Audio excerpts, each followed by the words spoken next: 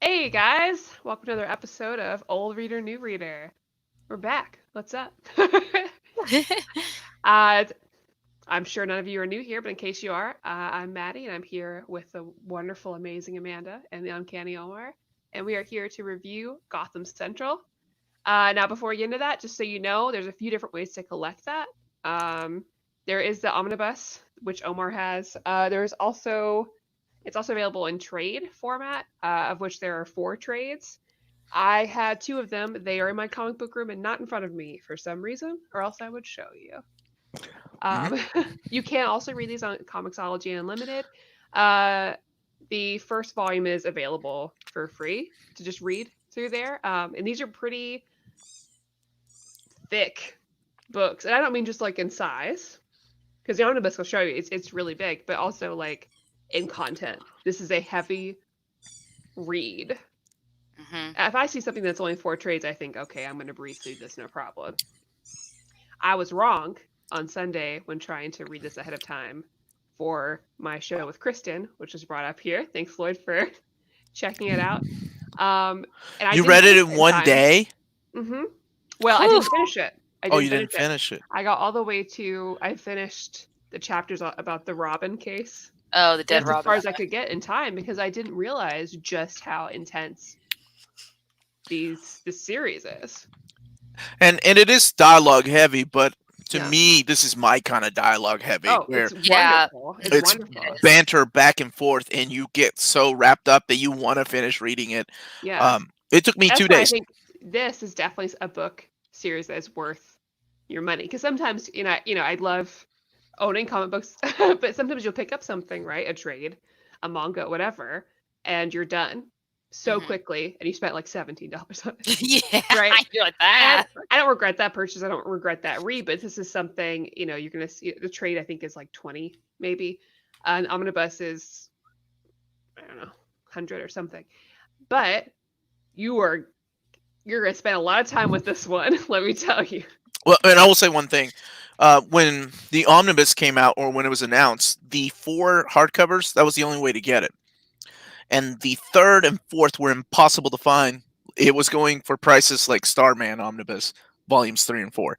So if you know what that means, there were well over $100 each. So when this came out, people were like, "Oh my God, we're actually getting an omnibus!" And this thing has 957 pages, and uh, I think it's well worth it. It is Oh, the absolutely. way that it's supposed to be read in one sitting, 40 issues. Um, So without jumping ahead, I don't think we can do this review justice by just breaking down each case. So we're going to talk about our favorite cases and just Yeah. give you a quick synopsis as to how this was kind of set up. Because I think the story behind it is pretty cool too. Oh yeah. Excuse me, I'm eating a Blizzard. This episode is not Hey. brought to you by Blizzards. It's just been a shitty It's day. always brought to you by whatever we're eating or drinking this day. Shit. I'm not above taking a gift card from Blizzards. I mean, from Dairy Queen. Whatever. If Dairy Um, Queen is watching, or anyone who might happen to be a manager at a Dairy Queen. So Gotham Central is this beautiful amalgam of Ed Brubaker and Greg Rucka, right? Yes. And we've done Very reviews of exciting. both of those wonderful writers in their own right, and they came together for this magical thing that they put together called Gotham Central.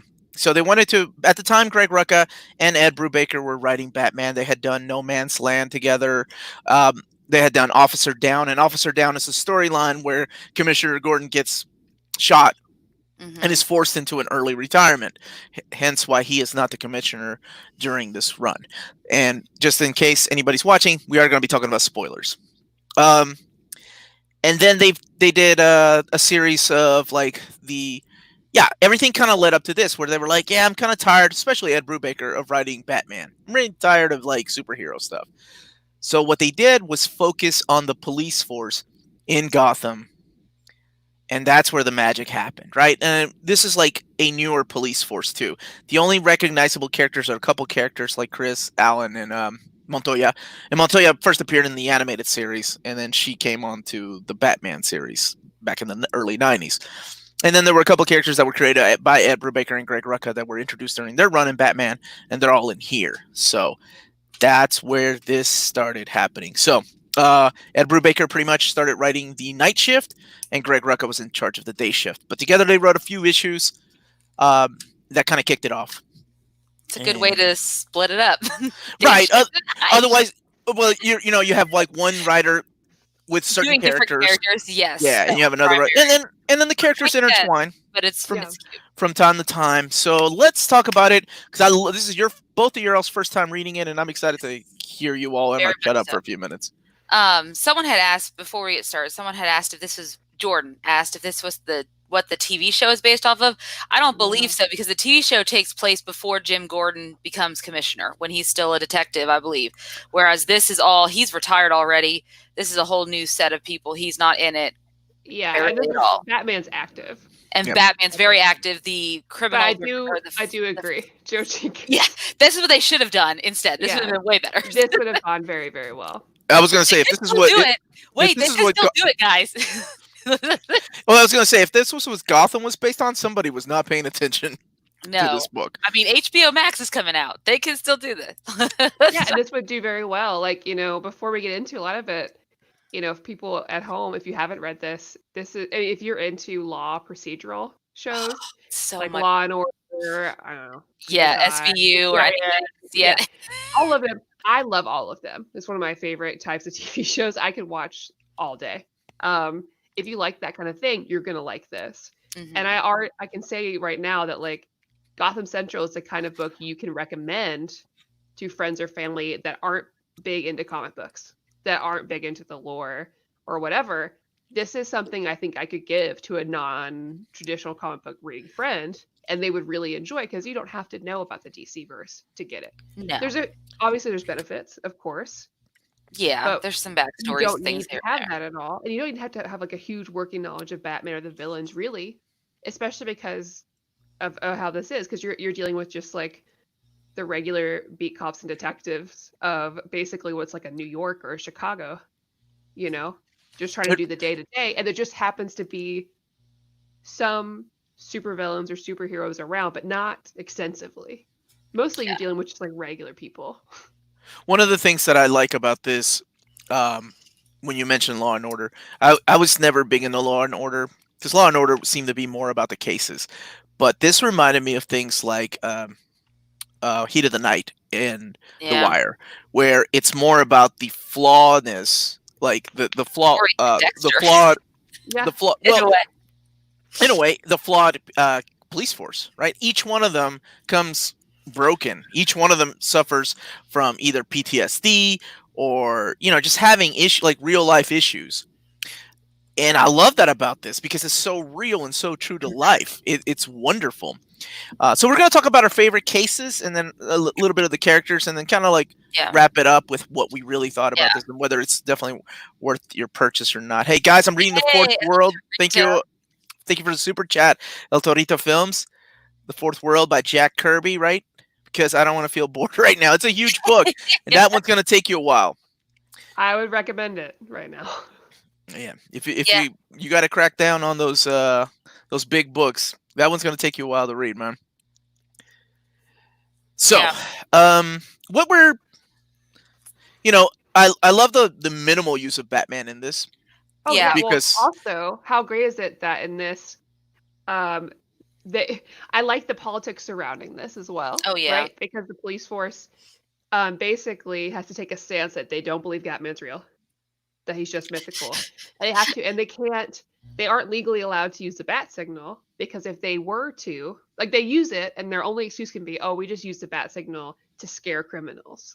Yes. Because if they use the bat signal to call Batman, they are therefore showing support of Batman's actions. His vigilantism, yeah. Yeah, and I thought it was very interesting. They're like, a lot of people had never even seen him. Yeah. It's like, that's really neat and unexpected. That's what I like about this. Stacy's the one that turns it on. The intern, which still, I guess she's I love that. Temp that's hired by a temp agency. That's how they get away with it. At first I was like, but she still works for them. But no, she works for a temp agency. Loophole. There we go. She's the one using it.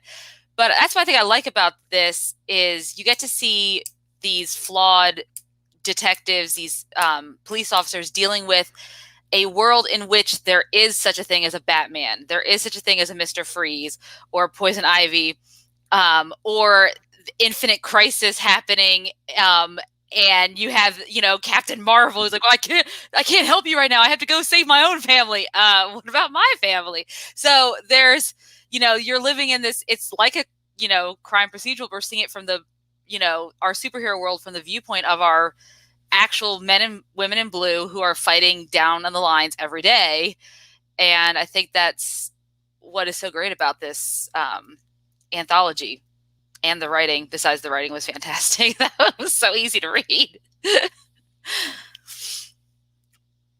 I thank you for mentioning that, because while it takes a long time to read, it is so easy to read, like you all mentioned it earlier. Yeah. Man, I'm reading The Fourth World right now, and I'm not reading the Omnibus. I'm actually reading the trade paperbacks. How many are there? There are like 4, I think, of those, right? 4 or 5? Happy Taco Tuesday. Yeah. Yes. Thank you, Candace. Oh, mute. Mute, Mark. Thank you, guys. Just being kind and eating my Blizzard and mute. We all love hearing you slap your lips together as you enjoy your delicious. Man. But favorite stories. I mean, obviously, there's a lot of great stories. Oh, well, it's hard, right? There's so many good ones. I know. One thing I want to say is there's a character here who goes by the name of Jim Corrigan. And Jim Corrigan is the original Spectre. Oh, Right, okay. Jim Corrigan in the well, yes, this is a different, and it's interesting because this is a different Jim Corrigan than the original Spectre, right?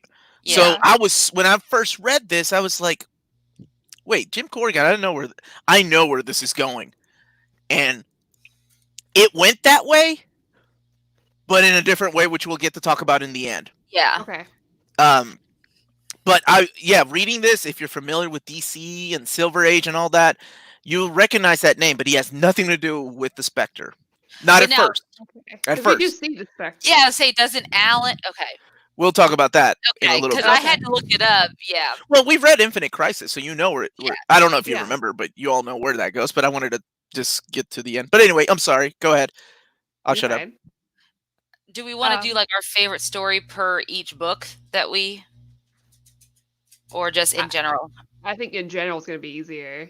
Yeah, I agree. What are the stories that stood out to both of you? Gosh. Well, Half a Life for sure. Yes. I have the Wikipedia up. Okay. Yeah, with Renee. So I can see which arc is where, but and Two-Face's elaborate plot. Yeah. Well, see that's I love this. Very cool. Very cool. Because for one, Renee Montoya is such a great character. Oh, fantastic character. I had no the only reason I know her name at all right now is because of the Birds of Prey movie. And then when I saw her in here, I still was like, okay, oh, it's her. That's neat. But then the way that her whole story developed, I loved. And I love all the effects from this moment on too. Yes. Because she's dealing with she gets outed at work, like you said, and it's all this elaborate plot led by Two-Face, who's obsessed with her. That's and weird. Which I loved. I loved. I getting to see Two-Face in that way too. Where that all started in No Man's Land. Ah, okay. So that was awesome that they kind of did that in here. Yeah, trapping, outing her and then trapping her in his underground prison mansion. Yeah. And him trying to be sweet, and I was like, this is a different Two-Face that I've used to seeing. Right, because it's because it was Harvey that's in love with her. Mm-hmm. Not the Two-Face part of him. And so it's interesting to see the two battle and him be like, she's like, that I'm gay. You literally outed me. He's like, yeah, but that's the outside, and here we can be together, and I love you. I was like, what? That's not how it works. Okay. It was so cool, and it's just it was heartbreaking and beautiful, and just her relationship with her girlfriend, but also with her family just being deteriorated, right? Because they don't accept her. Exactly. That broke my heart. It did. It broke my heart too. Her when she's calling him Poppy, and I'm like, I couldn't do that to my daughter. I know, right? Come on, dude. I know you're old school, but shit, that's your kid. Yeah. And I also really like the short Poison Ivy issue. Oh yes, that's called Nature, just like right? Seeing her. Yeah. I like seeing her, but I thought it was such an awesome because it shows finally we get to see the side of the corrupt police officers, and they try to justify why they're corrupt, right? But they kill that girl just because she saw them being corrupt, young girl. And then Poison Ivy here's the good guy in a sense, which is a cool way to do it. And she uses her powers to basically kill the corrupt cops because they killed a girl for no reason at all. And I love that ending. It was great. It was very satisfying. But I just, That one reminded me of a horror, like a horror '60s comic book where the bad guys got their comeuppance at the end because they were so corrupt. I like that one too. I would watch a whole Poison Ivy movie like that. Yeah, me too. If that was how her character was, yeah, me too. She'd be the anti-hero. I definitely would do it. Mm-hmm. I love the very first issue is what hooked me. The first issue, In Line of Duty. Yeah, as soon as Charlie and Driver are together, busting that apartment, you see the brutality of what happens when you have supervillains. It's awesome. Like Mr. Freeze freezes Charlie, and then he cuts him in half, like by brittling his body. And then when he's melting, his wife Nora, who's the forensic scientist, right? She has to identify the body, and his body is now melted, and they have to freeze it because his body is literally melting. Yes. And you don't think about these things like when you're reading a Batman versus Mr. Freeze story, right? Whenever you're seeing Batman versus the Joker, the Joker kills people, Mr. Freeze kills people. But it's not until you see it through the eyes of people who are human, like everyday Joe, like you. Except these people are super smart. Because these are brutal. Yeah, we don't normally see that side for sure. Like a lot of comics, and these are brutal. Real quick, this is before New 52. Yeah, this is before. Yeah. This is before Infinite Crisis. Yeah. But from what I understand, Renee Montoya is a big part of 52, the series. When I did my overview this morning of this book, Greg Rucka did this amazing little trick where he was not allowed to have a Renee Montoya ongoing series. So what he did was he had a set of mini-series that he would call something else, like Crime Bible. And he would tell the story of Renee through these little mini-series. And I was like, man, what a cool way to keep going with your story and screw DC. Mm-hmm. And I showed off the books that you need after this if you want to continue reading her story. That's awesome. If you want to go back and watch it, it's up to you. And she becomes a question. I heard about that too. Yeah, I heard about that as well. Because I was doing a couple of background research to figure out where some of this took place in between certain things or after. Yeah.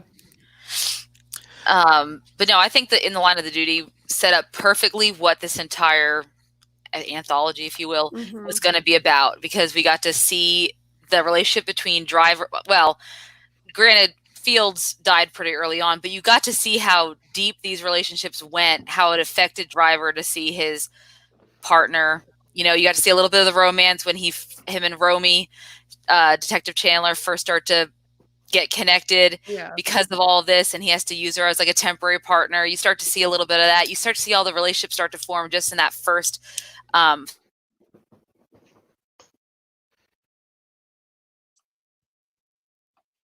no, Amanda. I don't know if you can hear us, but you're frozen. Oh, I'm back. Okay. Am I back now? Okay. Yeah, no, you're good. You're good. Yeah, I saw it too. I was like, it's spinning. Anyways, but yeah, I think that was a perfect way to start. There's my daughter. A perfect way to start the anthology was with In the Line of Duty. It sets up everything perfectly. Absolutely. I'm with you. And followed by Motive. Oh. Man, okay, we can consider, literally every day we could come back and do an episode on just every story arc in this book, because they're that good. Yeah, they're all very, very good. I mean, honestly, I think this would be very deserving of a series, whether it be a limited series or whatever. Yes. But you could HBO Max can do it. Definitely have a very, a very just enthralling. Oh yeah, because all the characters are basically some version of an anti-hero. They're all flawed, and that's exactly what we want to see out of our television these days. That's the kind of characters we're looking for. Well, and that's stuff we've said before that we're looking for with our comic book heroes that we don't always get.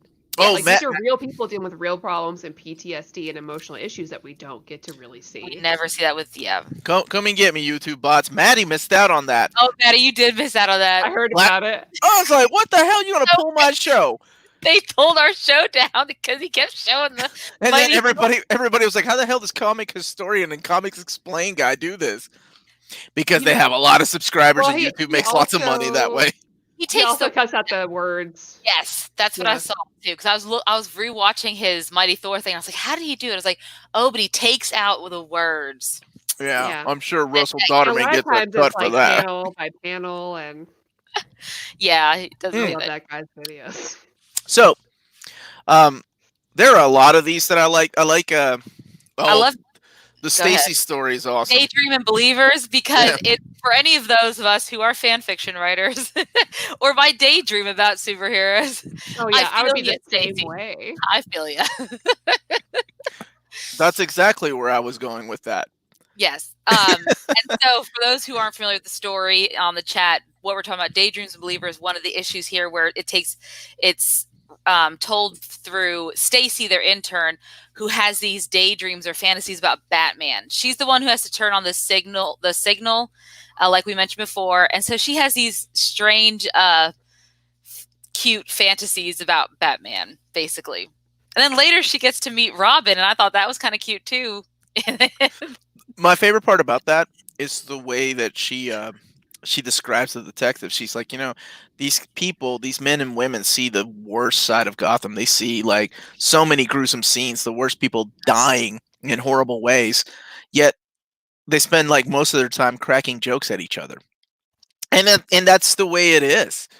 Like that's You did. Did you see? and that's the way it is with when you're in the line of duty. I used to work with retired detectives, so I love to just sit around and listen to them talk. And 90% of the time, they were just busting jokes on things that they would find, because you have to take yourself out of the picture. It's just like doctors or surgeons, right? When a surgeon's looking at somebody, they can't look at somebody's mom. They can't look at somebody's grandmother or daughter. It has to be like a car in a car engine, right? And that's the way detectives are. So I love that about this, because most of the time that's what they were doing, cracking jokes at each other. Oh, whoops. I think that really depends on, because like right now, I think with the trades, they are very easy to read through. Now with the omnibus, from what I understand, there is some gutter loss, and it is a hefty book. So I think it really depends on what you feel like is easier to read. I think I like the trades a lot, honestly. Yeah, I think it depends on where it was printed. Yeah. Like if it's printed in Mexico, you're okay. If it's printed in Canada, that's when it's got the tight binding. But I showed mine off, and I forget this about DC that they have two different places where they print them, but mine's good. Oh, okay. So yeah, usually it's a little bit like the Canadian versions usually have a tighter bind. Yeah, and Joe Comics just said the same thing. It depends on the printing edition. It is out of stock right now, but it is in print. So yeah, get you that Mexican binding. I don't know how you can do that. Write it on your little. Hey man, make sure mine comes from Mexico, okay? But as far as and the Keystone story, like the Keystone Cop, I love that because it's literally the cops from Jeff Johns' run, including Solomon, who, and I'm not going to spoil any of that. But then there's a cop that's called, his name is Jeff, because they were like, "Hey, thanks, Jeff." And I was like, spelled like Jeff Johns. That's awesome. I love that. And Dead Robin. Oh, the sniper story though. Let's talk about the sniper story really quick. With Joker. Yeah, because that's one of my favorite ones. That's the one I was like, I read that on Sunday, and it was getting to be like, Sunday it was getting to be like 3:00. I'm like, I need to quit reading because I gotta go to work. No, let's just keep reading. I couldn't put that down, man, because you didn't know who the sniper was. It was such a good story. They did it very well. Yes, it's ridiculous it turned out to be the Joker, but it makes sense, and it was so good. And this is one of the best written Jokers ever that I've ever read. And Batman shows up in it a little bit, but man, it was so well done. And that's the one where Romy kind of has that's where she starts going downhill because Yep. her partner, what was his name, Nate? Nate Patton, yeah. He Yeah, ends up Batman dying. rescues the girl instead of her Molina. partner. Mm-hmm. Yeah, and she ends up writing a book or whatever, but leaves the partner there, and he ends up dying later, months later. Like she would go and visit him, and I love that because everything, even though these are little stories that can be read on their own, they all have an overall arc. Yes. And that arc kind of plays off of Jim Corrigan and the downfall of Renee Montoya, and even some of these characters that are suffering through these things. Yeah. But Dead Robin, I think Dead by far, Robin. Yes. by far my favorite. Yeah. One. Dead Robin. It is the perfect story to discuss. Like when you have these people who live in this world with these fantastical superheroes and supervillains, and they just want to be a part of the narrative, that they would go to such great lengths to do that. That's all that guy wanted by killing these poor kids. And like, think about it. When you're in the city where Batman is almost like a mythical being, and you see this kid dressed up as Robin, you don't know if this kid's Robin or not, which is crazy. And he's like, it's really like, it was so funny they had to bring the Teen Titans in for questioning. I love everybody's reaction to Starfire. Starfire. Is she glowing? Yeah. Did you get to? The best Frisker or something? I was like, oh, good lord. The best reaction was like, conversation. It was like when they were like men, and the other girls are also checking her out, because that's the way it would be when you have somebody like that. And Renee, they're like, okay, so Starfire is beautiful. There's no doubt about it. The one thing I think for me, and I think I'm probably alone here because I don't know if y'all like this or not. I love the idea of, like both of you said, that Batman is it's kind of almost like a rumor, like maybe it's not real, maybe they're questioning like if it's real or not. I love that they take themselves out so much of that I don't like when they put super villain elements in there, or superhero elements, such as the case of the detective that had the almost like a second sight. Yeah, McDonald. Yeah, she could. And then Catwoman's like, I know your secret. I almost didn't like that because I liked it. Only because like, she's coming at from a very like normal person sort of view, because she doesn't have a huge superpower. I mean, obviously she's got one, but she's like, I didn't ask for this. Like, and this could hurt my time in the force. Like, I just want to do my job like I'm a regular person. Like, I really dug that. Mutants in the DCU. So they don't have a bunch of other people who could do the same thing she can do running around that we're born with. I don't know. I think I just like the idea of normal people without superpowers having to deal with these things. Yeah. So that one always, I don't know. It was one minor gripe, other than little out of place for you.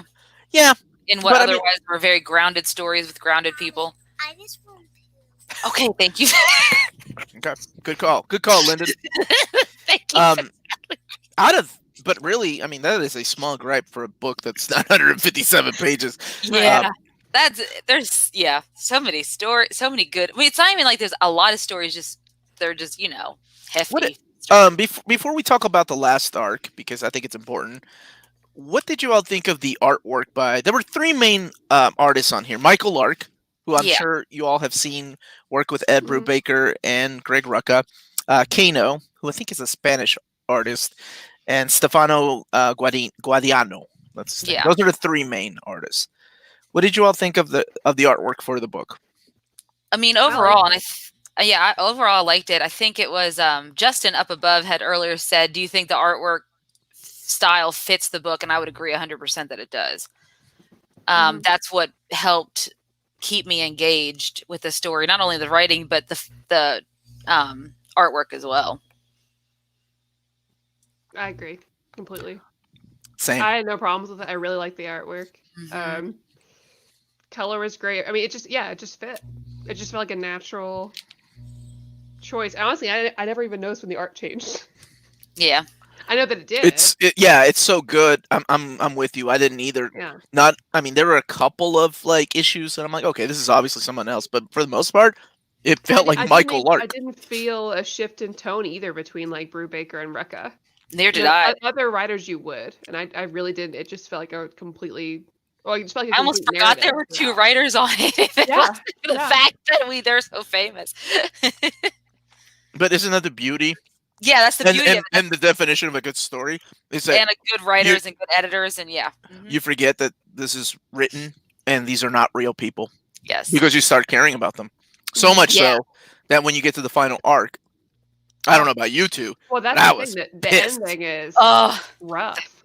I was pissed at the ending. Like when, and we'll talk. Let's talk about that because the final arc Yes, that's is the big revelation of the Jim Corrigan betraying everybody. So Jim Corrigan was the guy that was just in charge of like the CSI stuff. He collected evidence. Collected evidence, but he ended up selling evidence on eBay and things like that to collectors. Whether it was like Batman got shot by this bullet or this gun was owned by Mr. Freeze or whatever it was.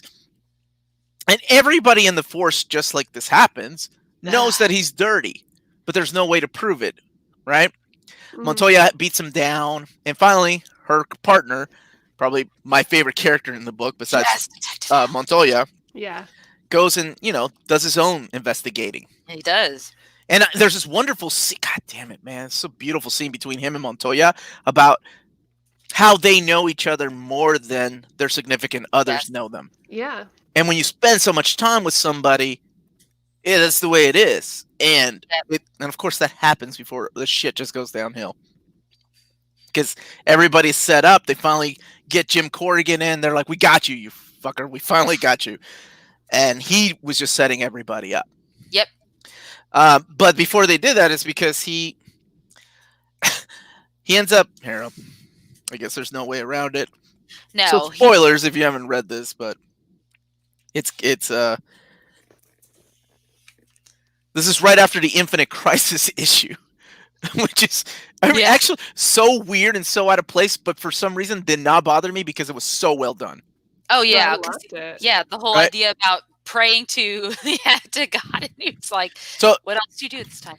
As you're reading this, you're seeing things from her perspective. Instead of going to a bar, she's going back home to be with her girlfriend. And he, instead of going home, is out, trying to save his partner's face. Because Jim Corrigan was a punk-ass bitch. Mm-hmm. And Corrigan comes up behind Chris and just shoots him. And then shoots him again in the chest. Yes. And he's dead. Yep. Damn. Man, that was, and then the next opening shots are so powerful because there are no words. It's just the artwork carrying the story of, Captain Maggie coming in and telling everybody what happened. Yep. And this leads into the Corrigan getting away with everything. And there's a scene where, Montoya just snaps and she goes to get him, like at his apartment. And you're like, shit, is she going to kill him? What's she going to do? At this point, she's spiraled. She's been having issues with violence for a while now. So this is just right here. This is where she snaps. Damn. And she doesn't kill him. She walks away like a good person.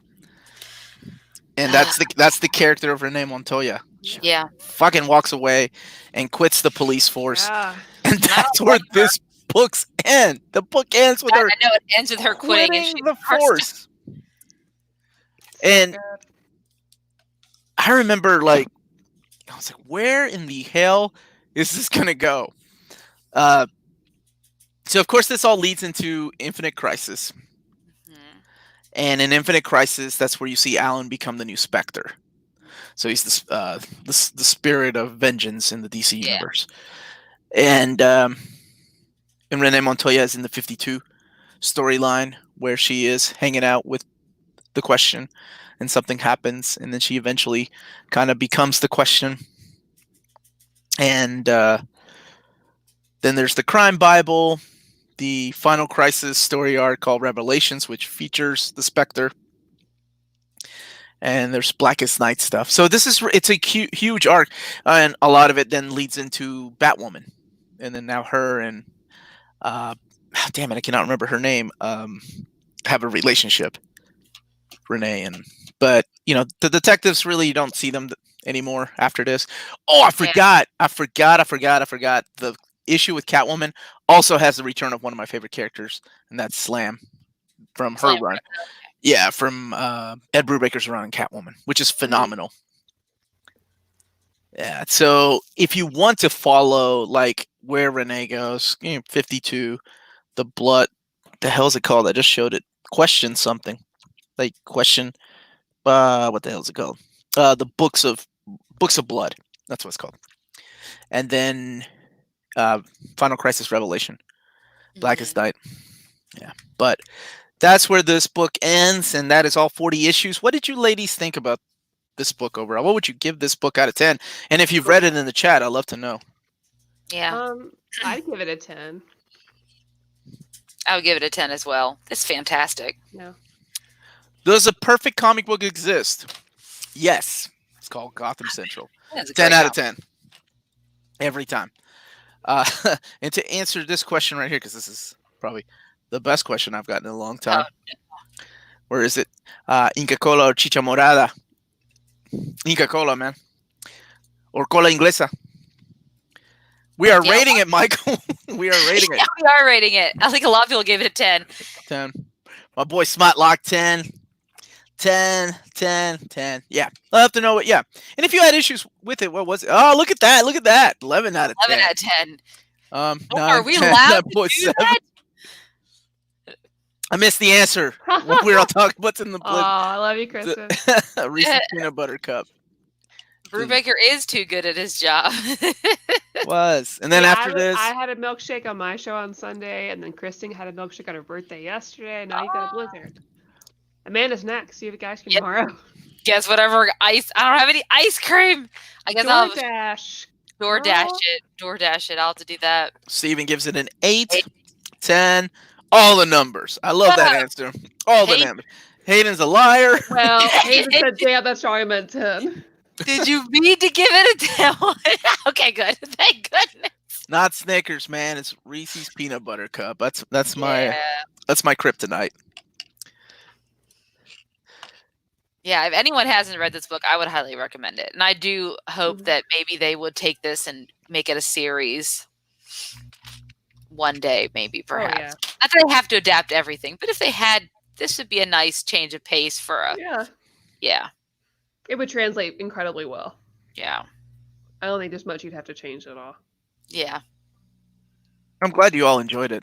I mean, I kind of figured you would, but I didn't know, because, honestly, sometimes it can be a little rough, and it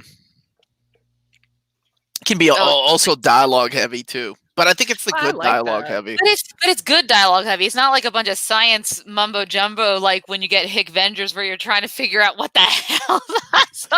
Yeah. So it's not bad. Okay, whoa. I didn't know you were going to bring up the Hick Vengers. I'm just saying, if you want to talk about dialogue heavy or anything like that. Thought we were going to go with old school. Yeah. Yeah, having Netflix would be good, but it'll go to HBO. Max. So we got a little dilemma now that I got everybody here. That I need for next week. We got a little dilemma for next week, and I need to bring that up, and I'm going to leave it up to you all because our wonderful patrons, thank you all so much for voting. Apparently, I chose some books that were too good because it is split. Literally, we need you all to decide which book we're going to read. So I put up I Kill Giants, Mouse, and We Three. By far, Mouse and I Kill Giants were the top two, and they're neck and neck. And literally, like we need a split decision. Oh man, can I vote?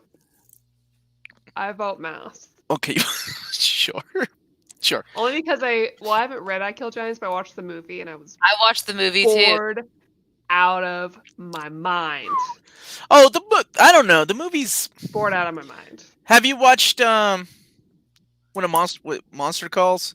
Hey, now Patrick, Patrick Ness is a great writer. He writes excellent No, YA. I was wondering if you watched the movie. Have you watched the did. movie? Mhm. Mm-mm. Okay. You should watch Monsters Call the movie. It's pretty good. But I'll add I it to Kill the Giants is a similar vibe. It's very similar. Yeah. Very similar. And Oh, sorry. yeah. Oh, everybody's voting mouse.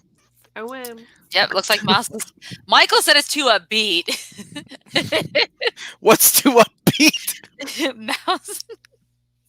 It's those funny little furry animals. Okay, well, I guess it is settled. That's never happened before. Anytime I have a reading order, or since we started Yeah. doing this, it's usually like somebody will vote, like, or even when Amanda and I do our polls for our movies we gotta watch, it's usually one is over the other, except for last time. Except I just think you guys don't want us to watch Catwoman. And that's Apparently, nobody thinks Catwoman is that horrible. They pick I just everything think else. talk about it. They just don't want to talk about it. So I just stopped for voting for it.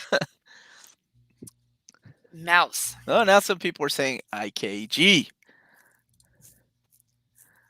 works best as a blind read. I agree, especially when you don't know. Did you finish the movie? Yeah. Oh, okay. It'll give you some time to forget then. Maybe Mouse. Just watch I Kill Giants today. Haven't read the book. Not sure if I'm ready for that.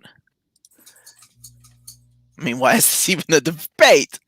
So neither one of you two have read Mouse, right? No, somehow I've seen the book around, but I've never Well, read it. it's okay. Yeah. I mean, there are people that have been reading comic books for decades that have never read it. So it's not a horrible thing. It's not a sin. I still think it's a sin that people haven't read understanding comics, but that's another story. What's the movie tomorrow? What was it? Daredevil. Daredevil. Ben You look Affleck, so Daredevil. excited. Oh man. Are you guys gonna watch Elektra next? It'll be up there. I think I almost rather watch Elektra than I Daredevil. was just hoping everyone vote Green Hornet because it's free on Netflix right now, and the other two are not.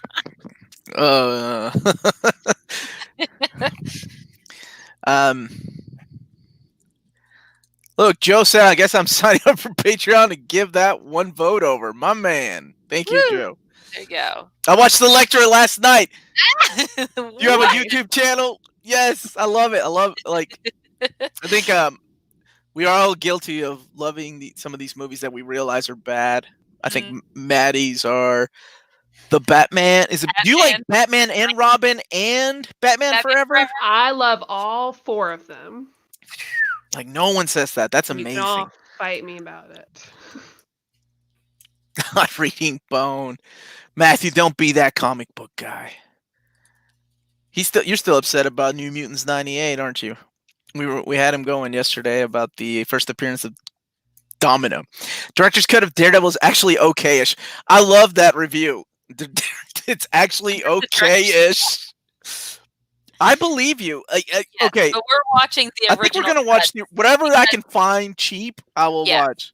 Most likely the original, since we're doing it we're looking at it based off of the reviews they got when it came on theaters.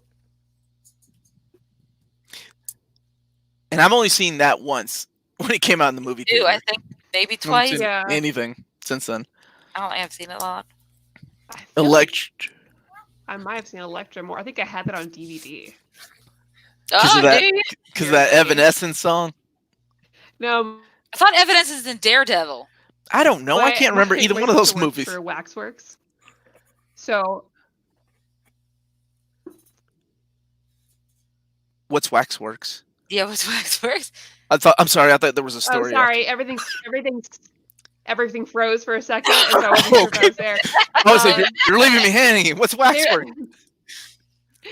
They were like a movie distributor, so they would work with rental movie businesses back in the day. So basically, I would get all these rental places only copies of stuff. They're like not for resale.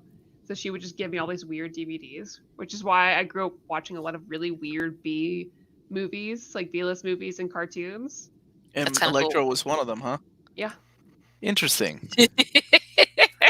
Yes, Evanescence in the Daredevil stuff. Yes. See, I knew you all remember that. Yeah, who doesn't remember that?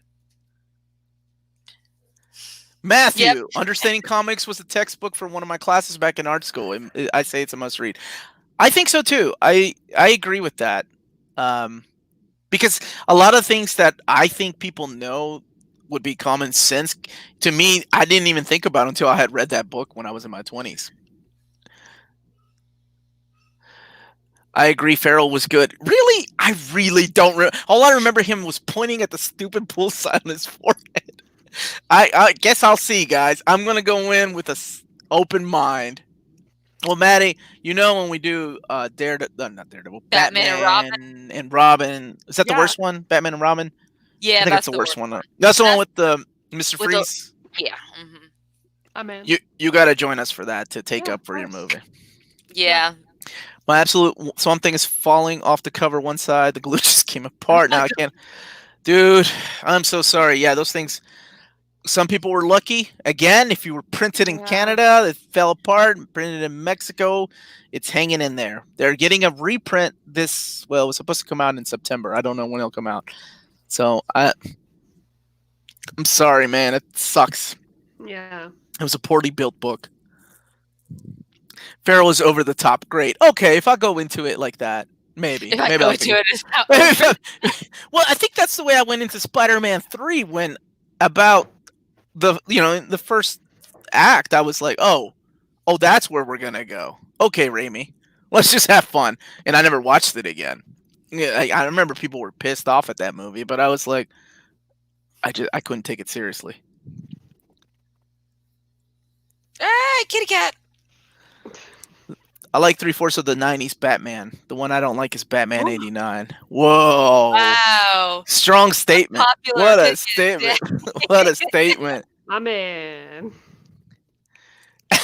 Best part of Batman and Robin was a Coolio. Coolio was in it.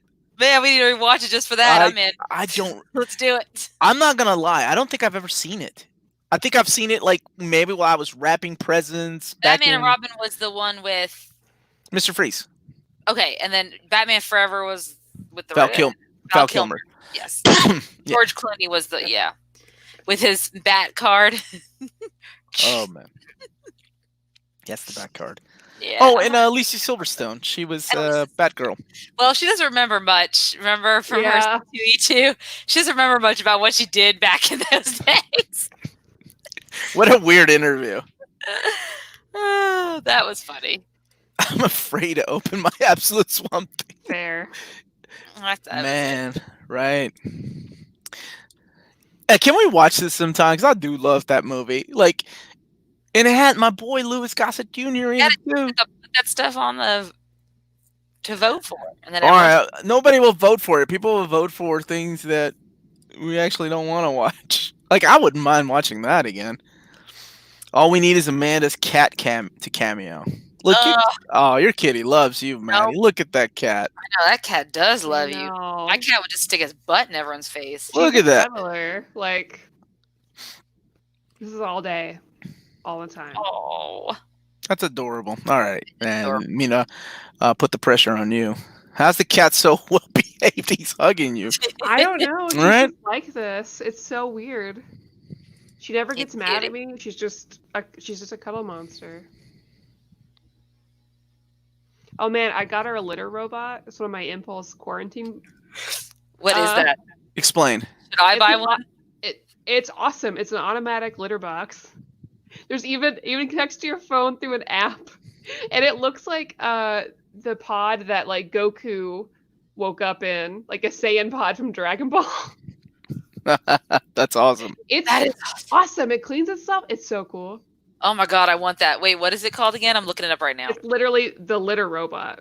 The litter robot. Because Yeah. I hate cleaning the litter box. Oh So my god, it's yeah. amazing. It's the little things. We got really excited about it. I mean, holy god, almighty! That is the most expensive litter box on the planet. No, it's no joke. I've been wanting one forever. And I was like, I was out of my mind on NyQuil one night because I've been talking about this getting one forever. $1,000. Well, that's just the big bundle. I didn't get that. That's crazy. Okay, you just got like the $4.99 one. hmm I'm okay with cleaning the litter box or sending. This is why you have kids. Send the kids to go do your litter box. Hey, I know. Listen, sometimes there's a pandemic Actually, and you decide to treat worry. yourself with something outrageous. No, you go. You treat yourself with that automatic cat cleaner thing. Madddie is now sponsored by Little Robot. That's our name. Burton, Schumacher, Nolan, Batman. There were times with Christian Bale's Batman. Oh, dude, thanks for recognizing it. Yeah, I love that. I love Hellsing. Vegeta or Gohan. I don't know. I can't choose. It's one of them. Future Trunks. Is there even a competition? Well, oh yeah, you do like Trunks. well, and he used to have his haircut. I can't share shit with you two. I love you too, Madddie. I can't shit. First thing that came to our minds. Y'all just gonna say it. If I had the picture right here, I would share my screen, but I don't. I was going through a phase. All right, who's yours, Amanda? Vegeta's probably my favorite. From when Corey made me watch him when we were dating, yeah, he'd probably be my favorite. Well, he's honestly the best husband out of all of them. So. He is. I would say that. He was kind of a crappy dad for a long time. Well, he's still better than Goku. Goku's a really bad dad. Okay, Goku was shit dad. You're right. Yeah. I love that all three of you are doing the show again. Thank you, Smotlog. Thank you, Smotlog. Most people are just like, I'm glad Amanda's here with Madddie and forget about me. I thought I had a picture of Omar's hair. What are you doing? We don't need to do that. Yes, we do. Yeah, we do not. I was showing Tommy all these pictures that I had of my Google photos and of you guys. Photo time. When you were younger. I don't know if I can find it though. Dude, I was just telling my daughters about Trunks in GT, and they were like, "What? Why don't you like Trunks in GT?" I'm like, "Because they turned him into a nerd. That's why." Well, I'm still upset about what Toriyama did to Gohan. There's a reason why I'm not a Toriyama fan, is because he doesn't care about his characters, and I stand by that. Okay. Any good scary horror comics in hardcover and omnibus I've been into? Junji. Animal Man by Jeff Lemire. Animal Man by Graham Morrison. So good. Actually, Madddie and I did a video last year about horror comics. Oh yeah. We did collected editions. Came out last October if you want to check that out, but right off the top of my head, I think we can both agree on Harrow County, one of the greatest comics. Absolutely, Harrow County. Oh my god. Me, I'm old school. I like Tales from the Crypt and EC Comics.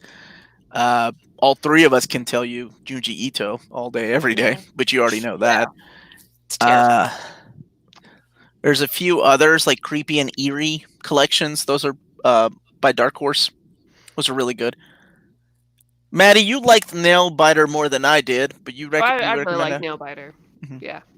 Monster. If you like Junji Ito, check out Monster. It's a different kind of horror. Gaunt's. If you're into more like gross, I guess Gaunt's is a good one. I was gonna say Berserk. Yeah. Berserk is up there. Man, and I've read so much more horror manga, but it says, oh wait, Kurosaki Corpse Delivery Service, hands down. Which was coming back into print in omnibus format. We're gonna have it completed. There was a comic called Portal and Presence. It was a manga called Presence that I really liked. Lock and Key. Shit, how we all three of us read that? Did you all watch the show? No. I did. I watched one episode and I said, I watched the whole thing. Is it good? Because the first one was not. I watched like 3 episodes. Yeah, if you go into went further, knowing what they made it, which is more of like a young adult mystery than a actual horror, then yeah, it's good for what it is. But they made it more young adults. A lot of the horror elements you expected from the book are not there. They changed a few things. They were cashing in on the Stranger Things, and they were trying to. Yeah, I mean, I know they're doesn't work. Yeah, and then Joe Hill makes an appearance. Stephen King's son makes an appearance. You're right. It's Joe Hill. Joe Hill, yeah, he makes an appearance, and I was like, "Damn, that looks like Stephen King." Oh yeah, because that is. Was he super awkward? Because yeah, he was like a ambulance worker or something. Yeah, kind of super awkward. Stephen King always makes a. But I didn't like. I was hoping little cameo in all his movies. The female who was supposed to play like the evil entity in that, she was okay. Yeah, but I didn't find her very convincing. Very creepier. I was hoping for someone creepier. She was not creepy. She was just pretty. I was expecting something different. So, Have you read Naruto, One Piece, and Bleach since you're mentioning manga? I think I've all of us have done read yes. I've read One Piece. I've watched Naruto. I've never watched or read Bleach because I just heard it was bad. So I have read some of it because my husband loves the anime. Dude, and read Bleach seasons 1, 2, and 3. Oh, so good. But yeah, even that it's really sad what happened to the mangaka. Like he was done with it, and the editors were like, "No, you're not. You're gonna keep writing." So it's like even looking at the final like 15 volumes, like the artwork, there's no backgrounds. He doesn't care anymore. Yeah, he good. The character arcs were so dumb, like he just made up on the spot, and it's sad what happened to that manga because it was really good. I've been watching Creepshow on Shudder. How is that? I love the Creepshow movies, man. 1 and 2. Do you like Shudder? Is it a It's a horror thing, streaming service worth? Well, I know, but I mean, I've heard a lot of good things about Shudder, so I was interested to see if anyone else had. I don't know if you'd like it.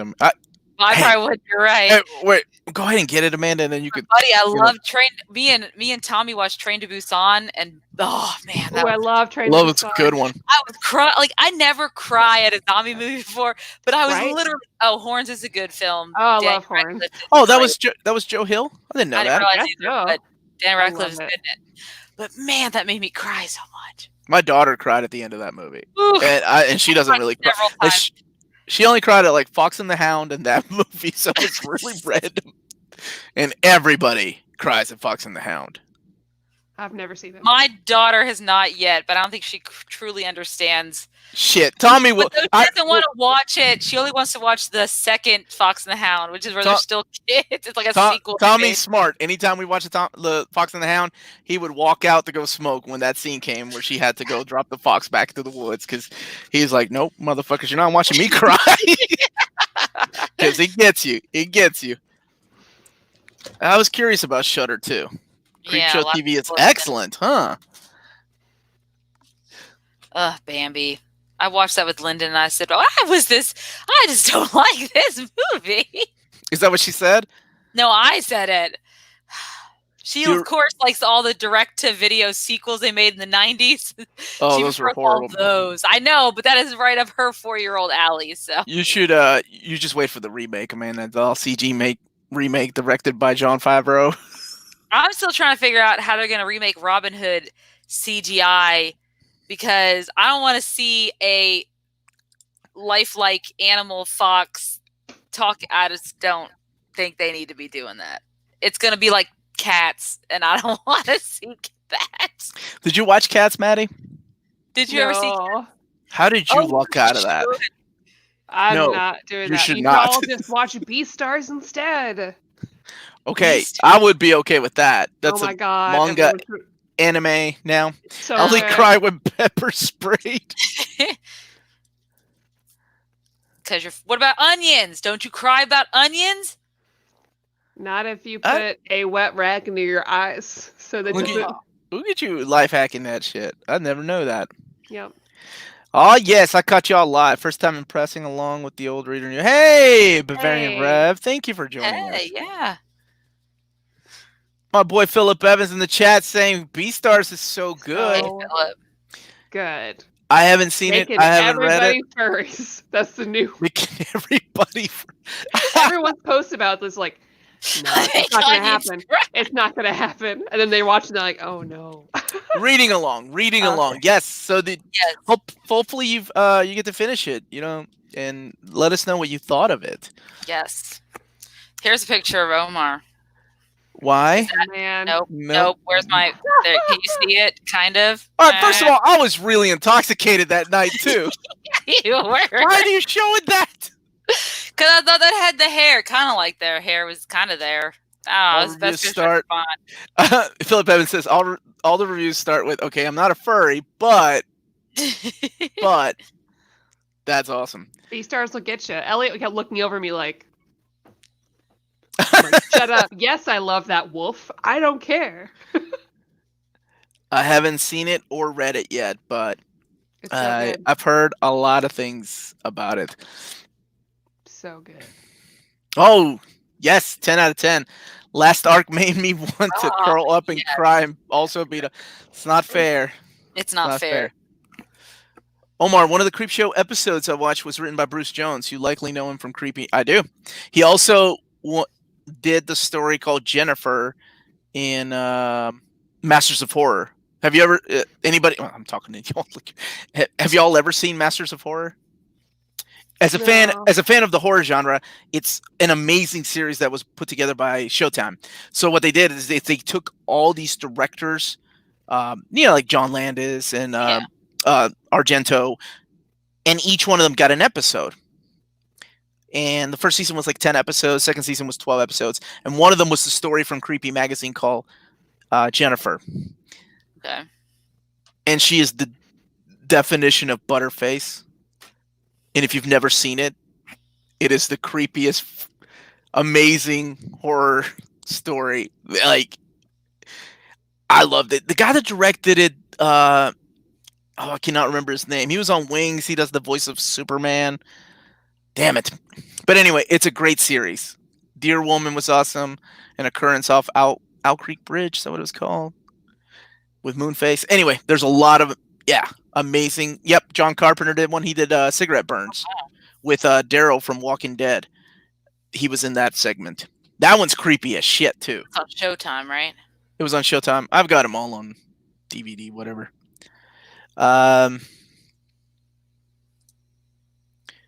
Oh hell, dude! I gotta go with the old school. Suspiria, the original one, right? And what made it so creepy, besides Jesus loves me, tells me so, played backwards, was the freaking he refused to rewrite the script because originally it was supposed to be little girls in the movie, and he didn't rewrite the script. So all those adult actresses acting like little kids is the creepiest thing. Like, I love that movie. Hysteria's good too. Tubi has Masters of Horrors free. Oh, for real? Okay. That's an app that I just have showed up on Tubi. my PS4. Does it come with What? ads? Something? No, it. Yes, it might. Because I just watched something on Tubi because it was free and it was something that I looked up. Was it Step Brothers? No, I don't remember what it was. I love Step Brothers. But it is free, and yeah. The Goblin soundtrack is amazing in that movie. It's so creepy. I love that. And what reminded me of that was Madddie, we watched this together. It's the STD movie. Do you remember what I'm talking about? It Follows? It Follows. Yes. Yeah. That's what reminded me of, like, the shots and the way that it was directed. Reminded me of Argento's films. But what's his name has a segment too, or an episode too. Takashi Mike Takashi. Oh, really? Yeah, Dumpling, Yeah, Happiness of the Katamaris. Mhm. His is like a torture episode. Yeah, Man, that's it's rough to watch. Like, even like I was like, his movies have incredibly disturbing body horror. Like, oh yeah. But my favorite commentary that I've ever seen in as an extra it was on a Blu-ray of, what was it? Maybe it was Dumplings, and it was literally him just saying, "Hi, I'm Mike Takashi. I'm a weird guy. You must be weird too for watching this movie. Let's be friends." And that was it. That was the commentary for the entire movie. I'm like, that actually makes sense. Okay, so Tubi does have ads, but it's uncensored. Dude, y'all need to watch Jennifer if it's on Tubi, or if it's free, because that one's worth watching. No, dude, I wanted to see that. That was one of the movies I was supposed to go see when I went to go see that stupid ass Cats movie with Amanda. Yeah, how'd we end up getting sucked into that? I'm pretty sure it was you. No. I wanted to go watch Little Women. Me and Tommy and Melanie. I said Little Women, and y'all were like, we did go see Little Women, though. Dave, I'm on my second playthrough of Final Fantasy VII Remake right now. Did you beat it? Yeah. Oh, like awesome. in 3 days. That's amazing. My wife took that Friday off when I got it, and I played most of the weekend. I would have finished it on Sunday if I didn't have D&D. So I finished it Monday after work. And so I'm playing it the second time. I was But doing a I'm live halfway show through Final yesterday. Fantasy X too, so that's where I'm at my playthrough.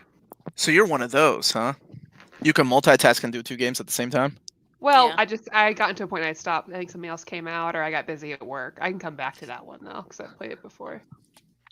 My wife came running downstairs while we were doing Omnibus. She's like, I beat Hell House on my Yeah, she second told me try. she beat it. She's so excited. I'm like, okay, good job. I know it's hard. I heard. I'm excited to see how she does in the Dance Dance Revolution sequence. Is that where she's squatting? No. Oh, there's another one. She was so excited about Spoilers, these. there's a dance sequence. Okay. Whereas I'm not right now, but I've been testing out I just got an Elgato so I could do streaming to YouTube and Twitch. So gonna play around with that. Maybe in my third playthrough. I wanted to do it as I started 7, but the Elgato didn't come in until like the Monday following that. So I was like, well, it's not like a live reaction to anything. So I have to admit, I envy those days because I couldn't. Like, how long did you play the first day? Even with breaks, taking breaks into account, like how long did you play? Well, the timing on there is like 13 hours that first day. I'm so proud of I think I beat it at 28 hours, maybe like 30 hours or something. That's more than half a day. That's amazing. Well, I haven't played a game like that in forever. ADHD hyper focus, like it just nothing else exists. Elgato, she got me. Well, that's what it's called. Where's that dude at? Raz. Tactics, huh? When Rob and I get on, we're gonna do it, and it's 96, dude. 96 is the one, and none of that 95 and 98 stuff. And yes, I do love David Lynch movies. Love them, and I was a big fan of Twin Peaks, so I'm glad that they brought it back. And I, for some reason, haven't finished that. Damn, 13 hours in one day. I'm proud of you. I took the day off for a reason. I am envious. If I had taken the day off, I think I would have gotten 3 hours in and been like, man, I'm the man. I played 3 hours of video games. Yes. Me too. I don't think my body, like I would. It's probably because I'm getting old. So it's a compliment to you that I don't think I could sit or lay down long enough for that kind of gameplay. I did yoga that day though, so it wasn't like that helps. Yeah, we also like 20 minutes of yoga. We got it. Yeah. Hey, there's a retrospective on the Fantastic Four, the movie, the Corbin movie, and yes, my man, 96. I'm 50 hours into Animal Crossing, and I still work. I feel that That's too. awesome. I was just playing Animal Crossing until this came out. Matthew, I played Monster Hunter when it first came out for the first like few months, and then I didn't play it anymore. But I did. Called "We Are All Fantastic Four" by B Mask. Interesting. It's on YouTube, huh? May have to see that. Did I have a Neo Geo back in the day? No, but my friend Colin did. I was not rich. Because you were paying for arcade boards when you own a Neo Geo. If you own the cart system, not the CD system. All right, ladies, we are in an hour, and I'm going to let you all sign us off. But before we do, please join us back on the 28th when we talk about, apparently, mouse. Thank you all for joining us. We'd appreciate if you like this video. If you haven't subscribed, surprise, you found us. I hope you still subscribe. Comment down below if you're catching this later and tell us what you thought about Gotham Central. And as always, we appreciate having you here. And don't forget, if you ever want to support us financially, we do a Patreon and a Redbubble. And through our Patreon, you can also vote for one of our picks of the month. That we read an old reader, new reader, as well as vote for other types of videos as well. So be sure to check that out. And we'll see you next week. Yeah. Everybody stay healthy and safe out there. Yeah. Night, guys. Night.